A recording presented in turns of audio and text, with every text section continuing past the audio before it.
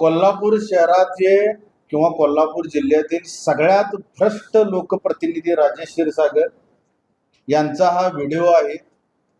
या व्हिडिओमध्ये ते कॉन्ट्रॅक्टरांना धमकावताना दिसतात आणि कॉन्ट्रॅक्टरांनी 40 लाख रुपये त्यांना दिले हे प्रूव्ह झालं, सिद्ध झालं। पण हे क्षीरसागर तेवढ्याने त्यांची भूक भागताना दिसत नाही। पुन्हा म्हणतात मला अजून पाहिजे, मला वरती पैसे पोचवायचे असतात। वरच्यांच्या नावावर मुख्यमंत्री असतील, उपमुख्यमंत्री असतील, त्यांना देखील हे बदनाम करत सुटलेत। एकनाथ शिंदे साहेबांनी अशा लोकांच्याकडे लक्ष केंद्रित करून यांना पक्षातून हाकलायला पाहिजे। यांच्या राज्य नियोजन मंडळ अध्यक्षपद काढून घेऊन यांना आर्थिक नियोजन मंडळ महामंडळाचं पद द्यायला पाहिजे। इतके हे भ्रष्टाचारी लोकप्रतिनिधी। भविष्यामध्ये हे कॉन्ट्रॅक्टर जिवंत असतील काय नसतील मला माहिती नाही, पण ह्या लोकांना लाचलुचपत प्रतिबंधक कायद्यानुसार आणि आयजी ऑफिसनुसार मी यांची लेखी तक्रार सोमवारी करणार आहे। यांना अरेस्ट केलं पाहिजे क्षीरसागरना लाचलुचपत प्रतिबंधक कायद्यानुसार, डायरेक्ट अरेस्ट। आणि यांना माझी एक प्रामाणिक इच्छा आहे, ह्या राजेश क्षीरसागरने 2 वर्ष जेलमध्ये किमान सडून एक पांढरी दाढी आणि पांढऱ्या केसातून बाहेर येतेला मला बघायला। प्रचंड भ्रष्टाचाराने प्रचंड अत्याचार करणारा हा लोकप्रतिनिधी आहे। माझं तुमचं सगळ्यांचं कोल्हापूर जिल्ह्याचं सहभागी आहे की हा लोकप्रतिनिधी रेड हँड सापडला पैसे खाताना। याच्या इतकं दुर्भाग्य या राजश्री शाहूंच्या नगरीत कुठल्याही लोकप्रतिनिधीचं मी बघितलं नाही। आणि अशा लोकप्रतिनिधीचा पर्दाफाश करताना मला फार मानसिक समाधान मिळतं। हा सगळ्यात राक्षसी प्रवृत्तीचा भ्रष्टाचार करणारा लोकप्रतिनिधी आम्ही आज घोषित करत आहोत। भविष्यामध्ये जर क्षीरसागर सत्तेत नसतील आणि जर त्यांचे आमदारकी पद रद्द झाले, ही जनता यांना कोल्हापुरी चप्पलनं ठोकते का नाही बघा। आणि त्या ठोकताना सगळ्यात पुढे मी असणार, सगळ्यात पुढे मी असणार। कारण आता हे पोलीस प्रोटेक्शन मध्ये फिरतात, त्यावेळी प्रोटेक्शन नसणार। आणि ज्यावेळी प्रोटेक्शन काढाल ना, त्या रवी इंगोलेची गाडी समोर ना आली तरी तुम्हाला खांब फुटला पाहिजे असं वागणार मी यांच्याबरोबर। पोलीस प्रशासनाला माझी विनंती आहे, या व्यक्तीचा कसलाही फोन येऊ दे, ह्यांचं काम करू नका। ह्याच्या प्रत्येक फोन मागे अर्थकारण असतं। शासकीय अधिकाऱ्यांनो सगळ्यांना ऐका, याला कसली भीक घालू नका या राजेश क्षीरसागरना। याच्या प्रत्येक फोनला अर्थकारण आहे। स्पष्ट सांगायचं साहेब, दूध का दूध पाणी का पाणी असेल तर आम्ही काम करतो, नाही तर तुमच्या भ्रष्टाचारामुळे आम्ही अडचणीत नको। भविष्यामध्ये हे टेंडर घेतलेले कॉन्ट्रॅक्टर अडचणीत येणार आहेत। त्यांनी काम कितपत केले हे शहानिशा होणार आहे।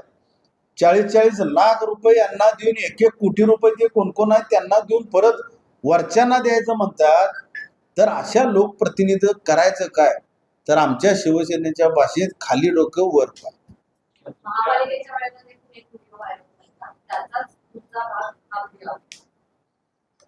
महापालिकेला कोणता व्हिडिओ मॅडम?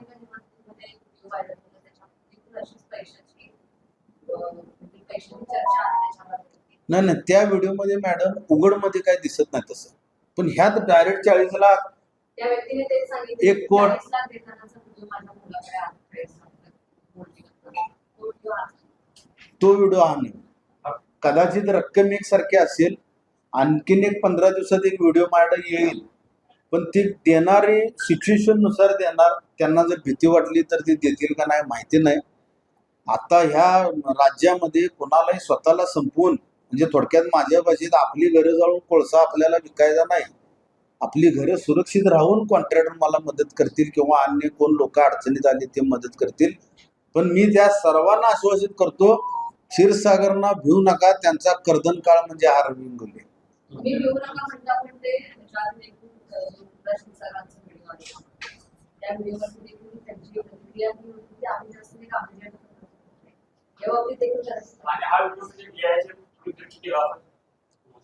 मी आणखीन एकदा रिपीट करतो, हा व्हिडिओ एआयच्या माध्यमातून असेल तर रवी इंगोलेला चौकात फाशी द्या, आणि जर खरा असेल तर राजेश क्षीरसागरना फाशी द्यायची जबाबदारी मीडियाची, माझी नाही.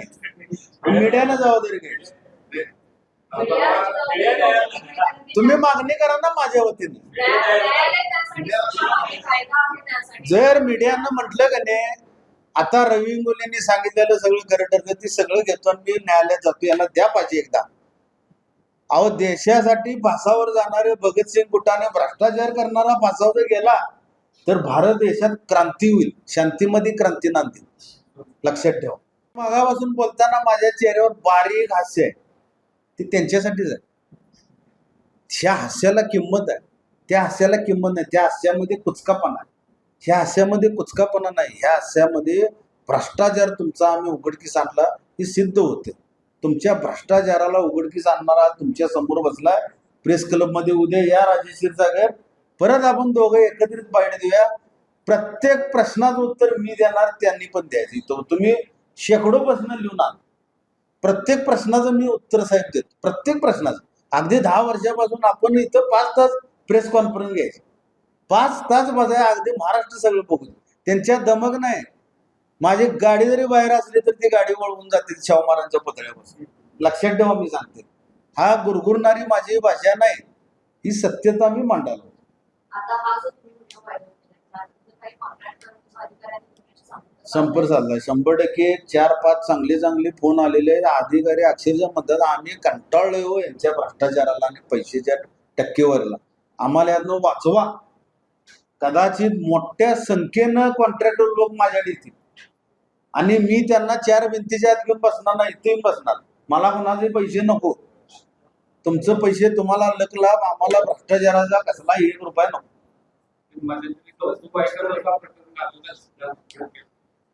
कौस्तुभ आयगरला लुटला राव, अक्षरशः डॉक्टरला लुटला बिचाऱ्यांना. हॉस्पिटल दुसरीकडे केलं. बरं मी काय म्हणतोय, ते डॉक्टर आहेत काय, कसं आहे तुम्ही कोण ठरवणार, तुम्ही कसं आहे त्याच्यावर बोला. आता कौस्तुभ आयगरने आता तुटून पडायला पाहिजे, या विषयावर बाहेर पडायला पाहिजे. बायकोला घेऊन स्वतःच्या, ती नवरा बायको माठ सारखी यायची तर आम्हाला यातनं वाचवा. मी 2 वेळा वाचवलं यांच्या भ्रष्टाचारात. सारखं पैशाची डिमांड हो, हे दे ग बसतो, हे दे ग बसतो. अरे काय मिळवा, जरा कामं धंदे बघा, कुठली तर फॅक्टरी टाका, काहीतरी कॉन्ट्रॅक्ट घ्या. कॉन्ट्रॅक्टर लेवल मधनं आम्ही मिळवतोय किंवा पैसे मी पण मिळवतोय. माझं घरचे जरी चांगला आलं तरी आम्हाला राजकारणात खर्च आहेच की. तो खर्च करायला 4 पैसे मिळवायला चांगले सोर्स आहेत. बंटी साहेब मिळवतात का नाही, चांगले सोर्स आहेत त्यांचे. मुन्ना साहेब मिळवतात का नाहीत, काही हे असलं धंदे सरळ गुच्छीवर बॉक्सिंग ग्लोव्ज घालून, दात फुटत नाही, गाल फाडून टाकला कॉन्ट्रॅक्टरांचा. एबीपी माझा, उघडा डोळे बघा नीट.